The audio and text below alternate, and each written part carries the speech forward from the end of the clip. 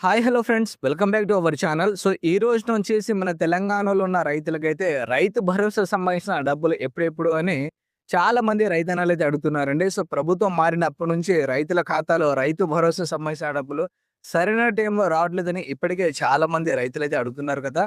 So వాస్తవంగా చెప్పాలంటే కొన్ని కారణాల వల్ల ఈ డిసెంబర్లో రావాల్సిన డబ్బులు కూడా ఆగాయండి. సో ఇప్పుడు హామీ ఇచ్చిన విధంగా మన తెలంగాణలో ఈ జనవరి 26వ తారీఖు నుంచి రైతుల ఖాతాలో యాసంగి పంట వేసిన రైతులకి పెట్టుబడి సాయం కింద మన రాష్ట్ర ప్రభుత్వం రైతు భరోసా సంబంధించిన డబ్బులు ఎకరానికి రూ. 6,000 చొప్పున అందియడానికైతే ముందుకైతే రావడం అయితే జరిగిందండి. సో మీలో కూడా ఎవరైతే రైతన్నలైతే ఉన్నారో రైతు భరోసా సంబంధించిన డబ్బులు కనుక మీకు రాకపోతే ఈ నెల చివరి దశ నుంచి హామీ ఇచ్చిన విధంగా ప్రతి ఒక్క రైతుల ఖాతాలో యాసంగి పంటలకైతే పెట్టుబడి సాయం కింద డబ్బు అందిస్తున్నామని ఈ రోజున మన వ్యవసాయ శాఖ మంత్రి గారు చెప్పడం అయితే జరిగిందండి.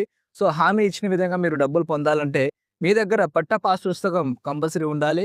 అలాగే మీకు కూడా సాగు చేసే భూమి ఉంటే మాత్రమే రైతు భరోసా సంబంధించిన డబ్బులనేది రావడం అయితే జరుగుతుందండి. ఈ నెల చివరిన వచ్చేసి 26వ తారీఖు నుంచి రైతుల ఖాతాలో రైతు భరోసా ఎకరానికి రూ. 6,000 చొప్పున నుంచి 10 ఎకరాలు కలిగిన రైతులకి రూ. 60,000 వరకైతే ఇవ్వడానికైతే రాష్ట్ర ప్రభుత్వం ముందుకైతే రావడం అయితే జరిగిందండి. ఓకేనా?